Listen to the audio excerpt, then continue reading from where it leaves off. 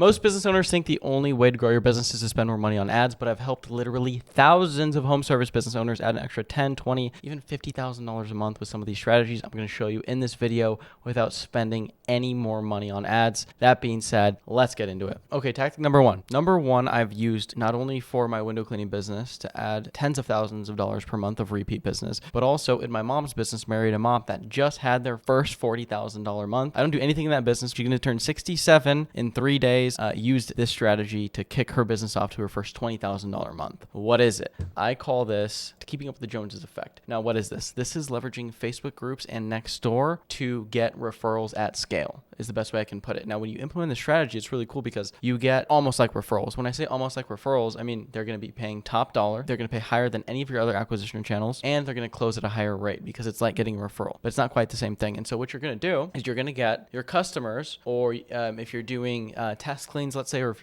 you're doing, you're just getting started, you can have a friend or family member do this. You're going to go into local Facebook groups and you're going to have them post a review or testimonial for you. And to show you what this looks like, we ran this exact strategy. This is just one for Orange Window Cleaning. And you can see right here, I have another person in the community vouching for my business and service. And so you can see Ann here who's saying, "Hey, Johnny from Orange Window Cleaning washed our windows and screens today. He did a great job. He used mask and shoe covers. Highly recommend him." 10 likes. These are all leads I can reach out to. And what's cool about this is you're not going to see this engagement, but people are going to see this and call you. And when they see you and they call you, all you got to do is ask them to leave a review back inside the group they found you in. So that way you stay top of mind for people in the group.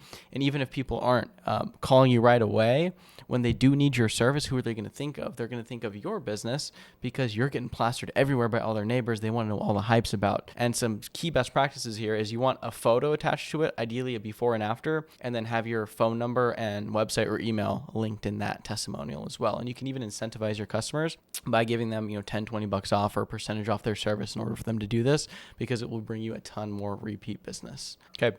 Tactic number two, I've personally used to kick off my first home service business called Orange Window Cleaning. This is how we got our first few residential jobs, actually. And it's something that I don't see hardly anybody talking about, but it's a great way to grow your business. This is what I also teach my clients to do inside local networking groups, things like BNI, where you have dedicated meetings with a bunch of different business owners in all different industries, at least once per week, where you're incentivized to refer business. So this works really well. And this is called partnerships, right? Pretty straightforward, this one. And so I'll tell you a story, actually. I leveraged partnerships to be able to get our first residential deals in the window cleaning business by calling the top cleaning companies on Yelp. So let's say I have a house cleaning business, right? Let's say my business is Married a Mop, which is my mom's business. I'm going to go find the window cleaners in Orange County, and I'm gonna look at window cleaners in Orange, and I'm gonna call every single one of these people, especially the top ones, right? I'm calling every single one of these people and telling them, "Hey, I've got a house cleaning business, and I know you don't clean houses, I know you clean windows, but I'm sure you have people ask. When they do ask, I'm willing to pay you 10, 15, 20%, calculate however much you're willing to give up to acquire a customer to this company. I'm willing to give you that 10, 15, 20% for any customer that converts to become a Married a Mop house cleaning customer or whatever business you're running." And so especially if you're in home service, find all the adjacent services that are in front of your ideal customer and offer them deals on any referrals they'll send you, because they're in front of your ideal customer every single day. And when I implemented this, I called the first 2 house cleaning companies on the first page of Yelp, and when I had the window cleaning business, and I said that exact spiel, and both of them said yes, and they started funneling us tons of deals. It was really cool. Highly recommend. Tactic number 3 is often something that's extremely overlooked because most people forget this is a lever you can actually pull on, and it's actually simpler than you think. It is raising your prices. You should be raising your prices in 2 different ways. One, you should be doing a cost of living increase every year to account for inflation, especially the last few years with inflation skyrocketing. This is something that people aren't even going to blink an eye at, because you say, "Hey, raising my prices 3%. It's just a cost of living increase. It's 3%. It's nothing crazy." But if you do this every year, it stacks over time, right? So 3% price increase every year to account for cost of living. There's a lot of people that are going to watch this video, realize, wow, I should probably raise my prices, because you should always be dictating your price increases off your closing rate. A lot of people will say, "Hey, I closed 9 out of 10 calls." That's not a flex. That means you're leaving money on the table. Because if you can charge higher prices, deal with less customers, but make more money, that's something that everybody would universally agree to in the service world, because it means you're making more money doing less client work, right? And so if you're consistently closing 70% or higher on your sales calls over, I would say, a sample size of 50 or more calls, that's an indicator that you should probably raise your prices, because you're leaving margin on the table. And if somebody's willing to pay a higher price and you can still say close 50 to 60% of your leads, increase your prices by say 25%, you're still going to be making more money. Measure your closing rate and dictate whether or not you should be raising your prices. And if you're not, if your prices aren't being closed at least 60% or even 50%, I would argue that you probably have a sales issue or you're pricing out a lot of your people, but usually it's a sales issue. Okay, tactic number 4. This one is more of a slow burn, right? You're not going to see the effects of this overnight. It's not a lever you can pull to fix every problem, but this is something that's going to keep on giving over time, and it's something you should actively implement into your business or understand if you're looking to start one. And this tactic is building your reputation. Now, this is extremely important. I'll even show you an example of someone here on my screen. This person's name is Fallon. I'll probably blur out her last name. She went 0 to 98 reviews in 60 days. And she secured the 8th ranking on her Google Business Profile. If you don't know what Google Business Profile is, I'm in Vegas, so I'm going to Google house cleaning Las Vegas. This is Google Business Profile right here. And this is, like, if you can hold one of these spots, you are going to kill it. And what's cool, this guy actually lives in my building, the guy that owns this Molly Mays location, funny enough. If you can hold a top 3 ranking, think about it. If I'm searching for house cleaning Las Vegas, I probably need a house cleaner. I'm probably going to pay for a service. If the first thing that comes up is Molly Maid of Central Las Vegas with 587 reviews with a 4.7 reputation and 40 plus years in business, I'm like, okay, I want the best of the best. Or Superb Maids with 917. If I can hold one of these 3 slots, it is free real estate. You will pay 0 to get customers. And who doesn't want customers for $0?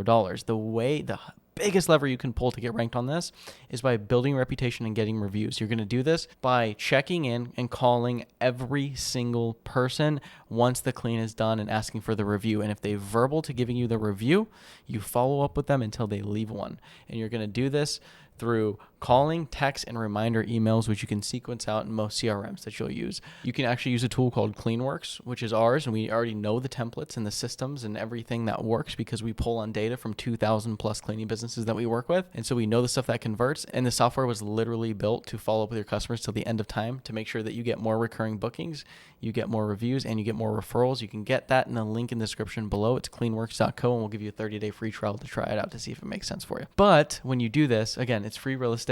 You get customers for free, and you do this by getting reviews using the strategies I just said. And so this is the gift that keeps on giving. And again, going back to Fallon here, she's just absolutely killing it.